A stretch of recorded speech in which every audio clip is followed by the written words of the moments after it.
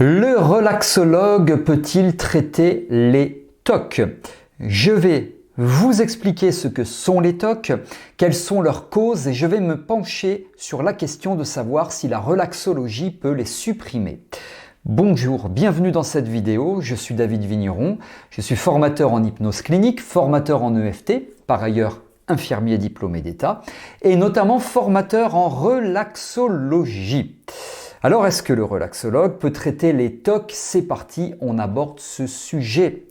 Alors, pour commencer, les troubles obsessionnels compulsifs, ou TOC, sont des troubles anxieux qui se manifestent par la présence d'obsessions et de compulsions. Les obsessions sont des pensées, des images, des impulsions intrusives et récurrentes qui génèrent une forte anxiété. Elles sont perçues comme envahissantes, bien sûr, et incontrôlables par la personne qui les subit très souvent au quotidien.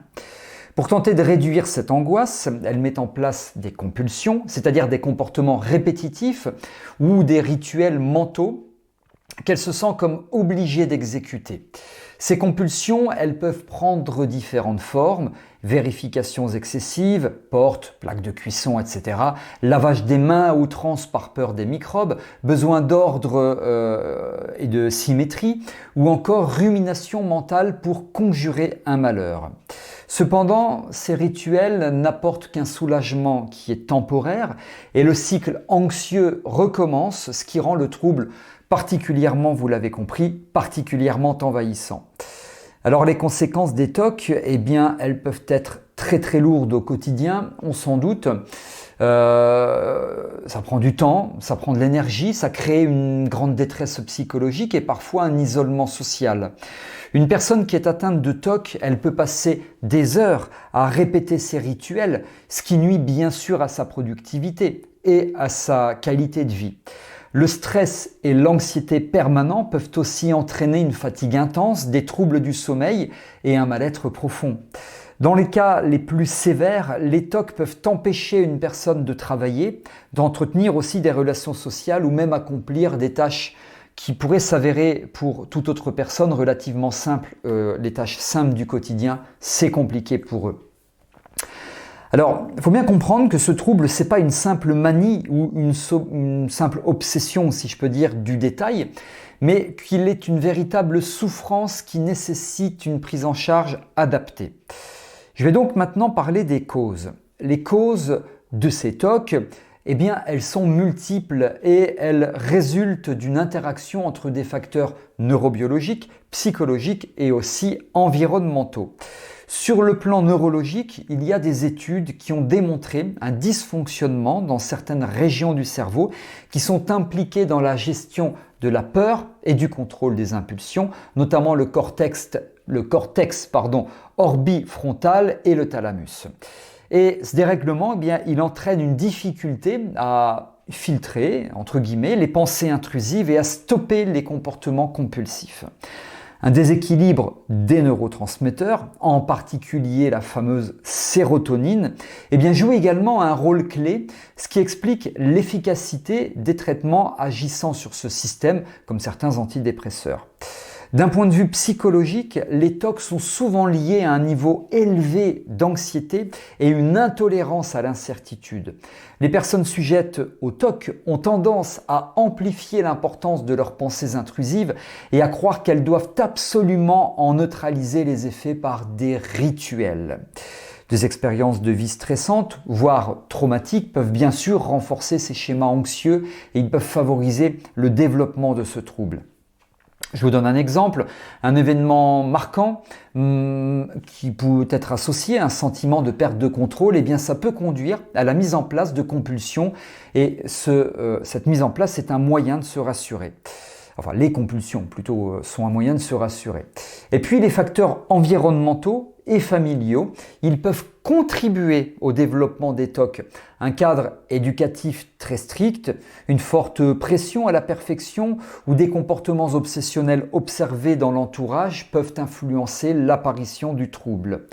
Bien que ces éléments ne soient pas les causes directes des TOC, vous comprenez bien qu'ils peuvent renforcer leur expression et aggraver les symptômes chez les personnes qui seraient prédisposées à cela. Alors, la réflexologie peut-elle aider à traiter ces troubles? C'est une excellente question à laquelle je vais répondre dans un instant. Avant cela, je vous propose de découvrir ma formation en ligne de relaxologue. Elle est ultra complète, il y a tout. C'est plus de 14 heures de contenu et en plus, elle est certifiante. Vous avez le détail du programme de cette formation qui figure dans la description là en dessous, sous cette vidéo. Vous pouvez y jeter un œil et donc devenir vous aussi relaxologue. Allez, on y retourne. Le relaxologue peut-il traiter les TOC? Mon avis objectif, eh bien le relaxologue en tant que spécialiste des techniques de gestion du stress, de la détente, de la relaxation, selon moi ne peut pas traiter directement les TOC au sens médical du terme, mais bien sûr, il peut jouer un rôle complémentaire dans l'accompagnement des personnes qui en souffrent. Les TOC étant étroitement lié à l'anxiété, à l'intolérance, à l'incertitude, je vous en parlais il y a quelques instants. Les méthodes qu'on utilise en relaxologie, je pense à la respiration consciente, la cohérence cardiaque, la visualisation ou encore la relaxation musculaire progressive, eh bien toutes ces méthodes peuvent aider à réduire le niveau général de stress et d'angoisse. Et donc, en apprenant à mieux gérer leur anxiété, les personnes atteintes de TOC peuvent ressentir un apaisement et contrôler leurs émotions plus facilement, ce qui peut, vous l'avez compris, diminuer l'intensité de leurs symptômes. Cependant, je pense qu'il est vraiment important de bien comprendre que la relaxation seule ne suffit pas à supprimer les compulsions, les obsessions, mais elle peut être un outil précieux, bien sûr, pour mieux vivre plus sereinement avec le trouble et renforcer d'autres approches thérapeutiques. L'un des principaux bénéfices de la relaxologie dans la prise en charge des TOC, eh bien, c'est qu'elle permet aux consultants de retrouver une sensation de calme et de maîtriser leurs émotions sans passer par des rituels compulsifs, ceux qu'ils vivent au quotidien. Et donc, en développant une meilleure conscience de leur corps et de leurs réactions physiologiques au stress, ils peuvent progressivement apprendre à identifier les moments où l'angoisse monte et appliquer ces techniques pour la canaliser avant qu'elle ne déclenche les compulsions. Bien sûr, toutefois, il est essentiel que la relaxologie soit intégrée dans une approche globale et qu'elle ne remplace pas jamais un suivi psychothérapeutique spécialisé. Je pense notamment au TCC, les thérapies cognitivo-comportementales qui restent, entre autres, une référence en la matière du traitement des TOC. Ce que je veux dire, c'est que bien que la relaxologie ne puisse pas guérir, je mets des guillemets à guérir les TOC, eh bien, elle peut être un allié précieux pour améliorer la qualité de vie des personnes qui en souffrent. Alors, le travail sur les causes, je vais vous parler d'une personne qui a déclenché, c'est une étude de cas que je vous partage, puisque je vous disais que c'est bien de travailler sur les causes. Elle a déclenché, cette personne-là, je l'ai vue il y a à peu près 2 ans, des TOC suite à un licenciement. Donc, on peut dire que c'est un espèce de traumatisme quelque part. Le licenciement, c'est jamais agréable en tout cas, ça c'est sûr. Et suite à ça, elle déclenche des TOC avec des manies liées au courrier, tout un tas de choses, surtout liées à l'administratif. On établit rapidement un lien avec son licenciement qui datait d'il y avait environ 6 mois avant.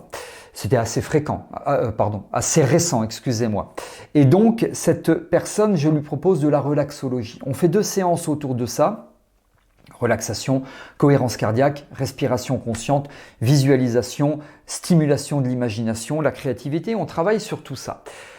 Et puis, je la revois en 3e séance. Les troubles, les obsessions, les compulsions, les rituels ont diminué, mais pas comme elle aurait souhaité et pas comme j'aurais souhaité. Et puis nous avons travaillé avec l'EFT, la fameuse EFT que peut-être vous connaissez, et il se trouve que ça a très très bien fonctionné avec l'EFT. Elle estimait, cette personne, avoir diminué ses TOC d'environ 80%, mais il restait environ 20%. Et les 20% restants, j'ai confié cette personne à un psychiatre parce qu'elle n'était pas sous antidépresseur, il n'y avait pas de traitement, et je pensais, et je crois avoir eu raison, qu'il était bien de l'orienter vers la médecine. Pensez-y toujours à ça, faites attention, gardez pas entre guillemets les consultants pour vous, il n'est jamais question de les couper, de les détacher, de les éloigner de la médecine. Moi je travaille toujours complémentairement avec un psychiatre dans ma ville. Et voilà, donc j'ai fait 80% du boulot avec de la relaxologie combinée à l'EFT. N'hésitez pas à associer les deux, c'est toujours puissant. Et puis le reste du travail a été effectué par un psychiatre. Voilà ce que je souhaitais vous expliquer ici par rapport au TOC. Avec la relaxologie, vous l'avez compris, je vous précise que vous pouvez vous abonner à ma chaîne YouTube. Pour cela, cliquez sur le bouton s'abonner et activez la cloche de notification pour être informé lorsque je sors de nouvelles vidéos. C'est gratuit, c'est régulier, alors profitez-en. Si vous avez aimé cette vidéo, vous pouvez liker en cliquant sur le pouce bleu. Peut-être que vous avez des commentaires, des remarques, des suggestions ou autres. Eh bien, c'est sous cette vidéo. Vous me posez vos questions, j'y réponds sans intermédiaire. Et puis, la formation de relaxologue, elle est pour vous. Allez y jeter un œil, c'est sous cette vidéo. Merci, merci, merci. On se retrouve prochainement dans de prochaines vidéos, dans d'autres vidéos. Alors, à très bientôt.